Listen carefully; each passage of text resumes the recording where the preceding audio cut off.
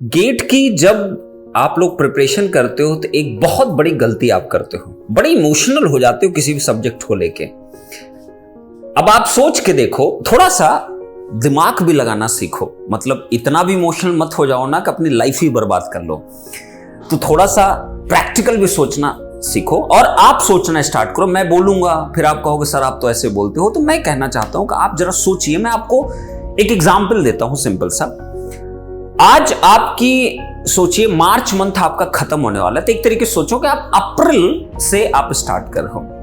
आपके पास कितने मंथ आपके पास हैं जो आप प्रिपरेशन के लिए आप यूज करने वाले हो। अप्रैल के बाद आता है बेटा क्या, अप्रैल के बाद मई, जून, जुलाई, अगस्त, सितंबर, अक्टूबर, नवंबर। नवंबर ना कितने महीने हुए? 7 महीने। 7 महीने हुए, जिसमें से अगर 30 दिन एक मंथ में मैं ले लेता हूं, 30 दिन होते हैं एक महीने में, तो कितने दिन हो गए? 210 दिन हो गए। अब 210 दिन में मल्टीप्लाई कर लो। एक स्टूडेंट ऑन एन एवरेज कितना भी दम लगा दे पूरा ना, एवरेज जो निकल के आएगा ना 6 से 7 घंटे मैक्सिमम निकल के आएगा। 6 to 7 आवर्स आपका मैक्सिमम निकल के आएगा जो एक स्टूडेंट डिवोट करता है पर डे के हिसाब से। और ये वो स्टूडेंट होते हैं जो बड़े कंसिस्टेंट होते हैं, जैसे गुरुकुल में कंसिस्टेंसी पे बहुत ज्यादा फोकस किया था, बड़े डिसिप्लिन होते हैं जैसे गुरुकुल में किया जाता है। ये उन बच्चों के लिए नहीं है जो आज 2 घंटा पढ़ाई किए, कल 8 घंटा पढ़ाई किए, 5 दिन मौज किए, फिर 2 घंटा पढ़ाई किए, फिर 8 घंटे पढ़ाई किए।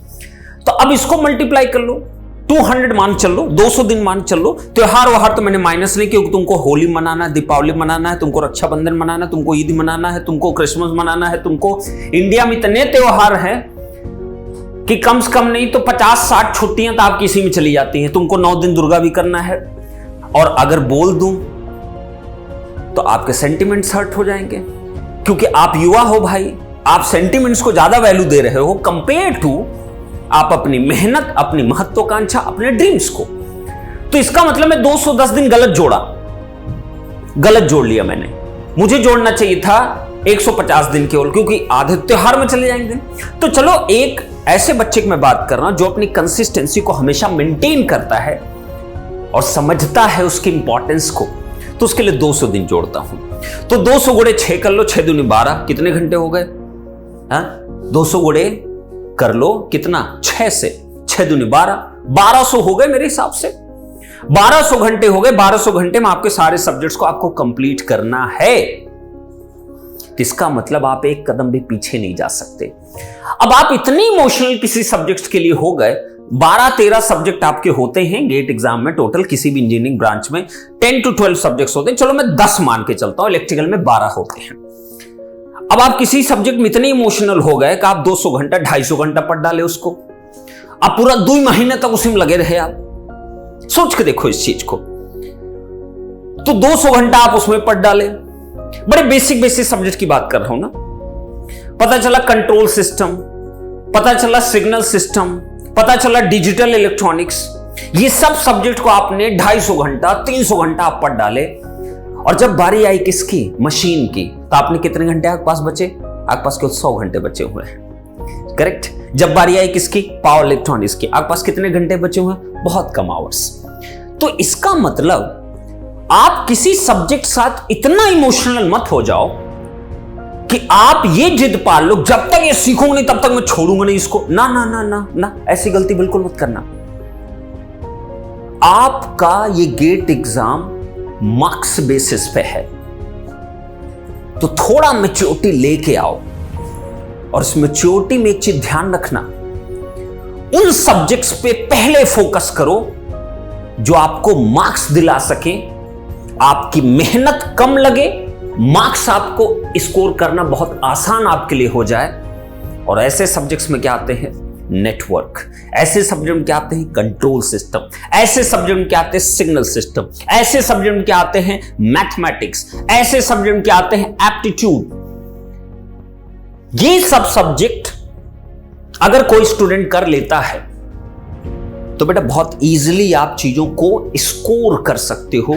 मार्क्स को ना तो रिसर्च के लिए पढ़ाई मत करिए, ना इतना इमोशनल हो जाना कि जब तक साला इसको समझूंगा नहीं तब तक मैं आगे नहीं बढ़ूंगा।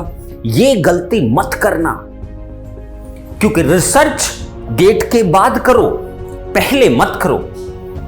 क्योंकि अगर तुम पहले रिसर्च किए तो जिंदगी में तुमको रिसर्च करने का आगे मौका ही नहीं मिलेगा, क्योंकि मौका ही तभी मिलेगा जब आप गेट जैसे एग्जामिनेशन में आप मार्क्स अचीव करोगे। तो इस छोटी सी चीज को समझाने के लिए मुझे इतना सब कुछ बताना पड़ा आपको। तो आप ट्राई यही करिएगा, किसी सब्जेक्ट के साथ इतना भी इमोशनल मत हो जाइए। 500 घंटा एक के सब्जेक्ट पढ़े चले जा रहे हो, 4 महीने से एक ही सब्जेक्ट पढ़े चले जा रहे हो।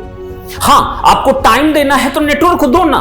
नेटवर्क इसलिए दो, वो डायरेक्टली इनडायरेक्टली 20+ मार्क्स एसोसिएट करता है गेट जैसे एग्जामिनेशन, कि उसका गजब का एप्लीकेशन आपको देखने को मिलता है पावर सिस्टम में, गजब का एप्लीकेशन आपको इलेक्ट्रिकल मशीन में देखने को मिलेगा, गजब का एप्लीकेशन आपको एनालॉग इलेक्ट्रॉनिक्स में देखने को मिलेगा।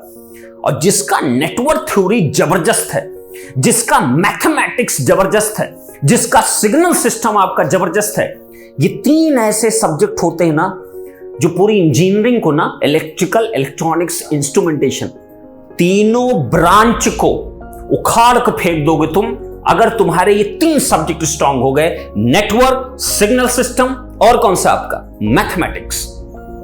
ये 3 सब्जेक्ट्स की बड़ी इंपॉर्टेंस होती है ना।